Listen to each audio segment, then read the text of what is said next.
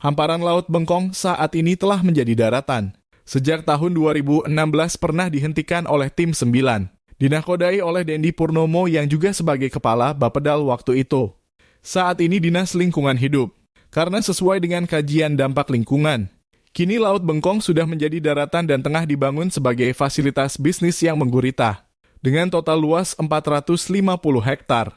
Lahan reklamasi Bengkong Laut hingga kini juga masih berjalan tanpa ada sentuhan dari pihak aparat. Lahan reklamasi juga disulap menjadi pusat bisnis dan hunian mewah serta dermaga.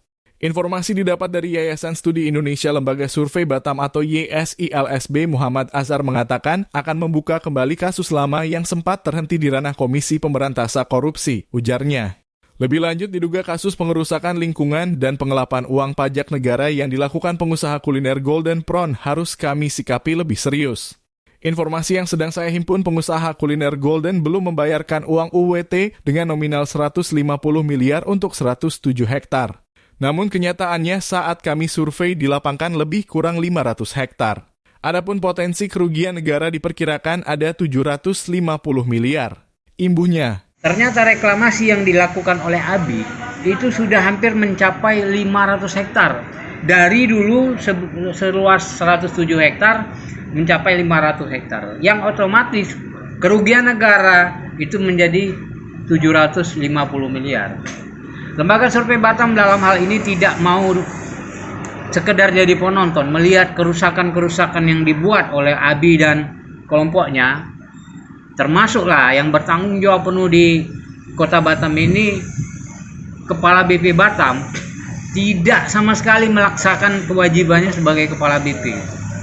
Untuk itu, karena kasus ini sudah pernah diselidiki dan diperiksa oleh KPK, maka kami meminta kepada Ketua KPK yang baru, Bapak Nawawi Pomolango, untuk membuka kembali kasus ini dan menyelesaikannya secara tuntas.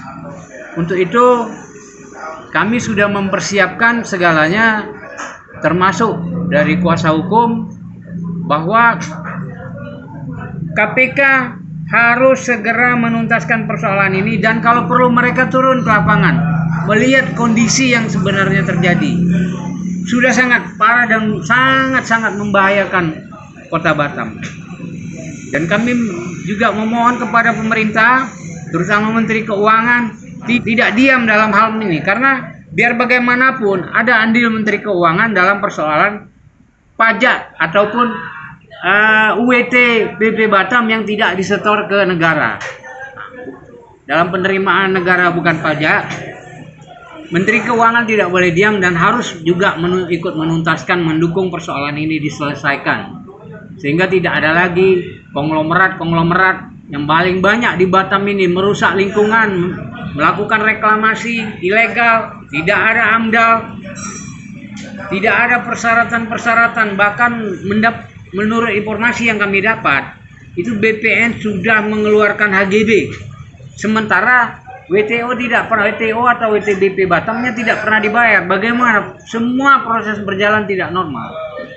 Kuasa hukum Yayasan Studi Indonesia Lembaga Survei Batam Edward Kamaleng S.H. mengatakan saya diminta untuk mendampingi Ketua YSILB untuk ke gedung KPK mengantar berkas laporan dan kami meminta untuk dibuka kembali kasus yang pernah ditangani oleh KPK. Teman dari Lembaga Survei Batam ini meminta kepada saya agar mendampingi mereka karena ada terjadi reklamasi di Bengkong Laut, tepatnya di Golden Prawn, itu diduga kerugian negara mencapai 750 miliar karena tidak membayar WTO. Nah, itu yang diminta saya dan teman-teman ini. Menurut teman-teman kasus ini sudah pernah diangkat. Ya, ada beberapa orang sudah pernah diperiksa, tapi sampai hari ini belum ada kejelasan dari lembaga KPK, sehingga teman-teman ini rencana berangkat dan saya siap mendampingi kalau untuk demi kemaslahatan, demi untuk masyarakat Batam, apalagi terjadi potensi kerugian negara sampai dengan ratusan miliar. Saya sebagai kuasa dan sekaligus praktisi hukum, kalau ada pelanggaran-pelanggaran ini kita siap bantu lembaga apa saja siapa saja masyarakat Batam yang meminta kepada kita soal masalah pendampingan, kita siap.